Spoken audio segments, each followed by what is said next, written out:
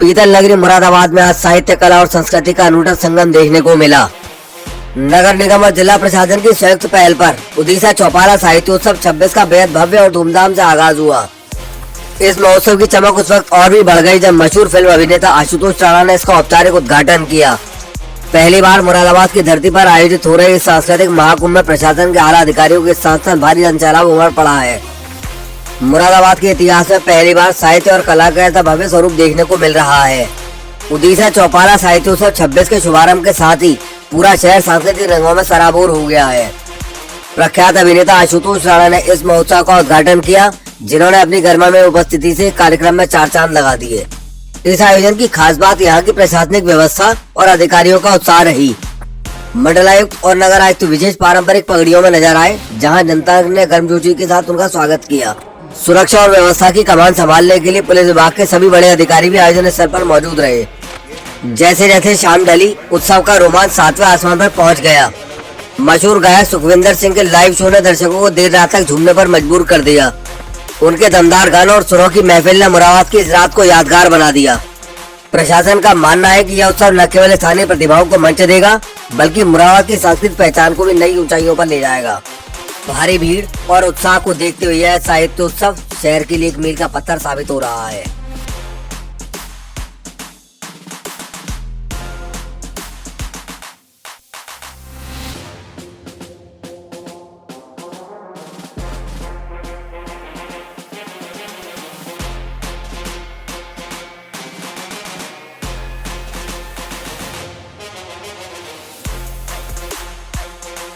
चौपाला साहित्योत्सव, मुरादाबाद का पुराना नाम चौपाला था, उस नाम पे चौपाला साहित्योत्सव है।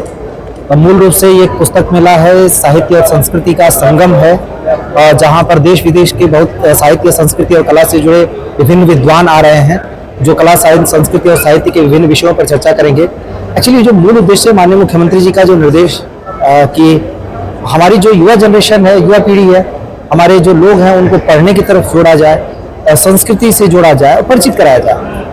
जो हम उनसे जो अपेक्षाएं करते हैं, विशेषतः कई बार ऐसा लगता है कि हमारी संस्कृति को बहुत ज़्यादा लोग जानते नहीं। इसको एक थीम बनाते हुए हमने संस्कृति, साहित्य और कला के ऊपर इस उत्सव का आयोजन किया, जिसमें 40 से ज़्यादा प्रकाशक अपनी पुस्तकें लेकर यहाँ आए हैं। और यहाँ वैदिक विलेज है, यहाँ पर कला दीर्घा है, जिसमें आर्ट और फोटो की प्रदर्शनी है, शिल्प दीर्घा है, जहाँ पे यहाँ के कई सारी जगहों के शिल्पकार अपने उत्पाद लेकर आए हुए हैं। यहाँ माँ सरस्वती का, चूंकि 30 जनवरी का पूजन है, तो माँ सरस्वती का पूजन भी रखा गया है, माँ शारदे का। और साथ ही यहाँ पे सरस मेला, फूड फेस्टिवल, गेम जोन, ये सारी चीज़ें हैं। यहाँ पर सांस्कृतिक कार्यक्रम भी शाम को रखा गया है। प्रयास ये है कि संस्कृत, साहित्य और कला के सभी अवयव यहाँ पे शामिल हों, सभी को हर एक चीज़ देखने को मिले। सुदर्शन पटनायक जी उड़ीसा से, भुवनेश्वर से चलकर यहाँ अपने सैंड आर्ट का प्रदर्शन करने आए हैं।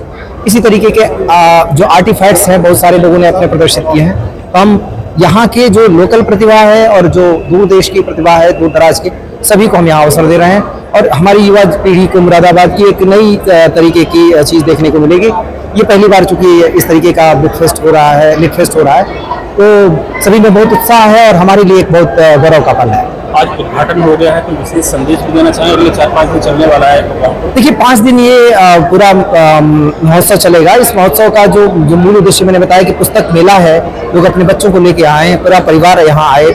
सांस्कृतिक कार्यक्रम, लोक नृत्य यहाँ पर लोगों को देखने को मिलेगा ओपन मंच पर, तो आएंगे, बहुत यहाँ पर छटा देखने को मिलेगी।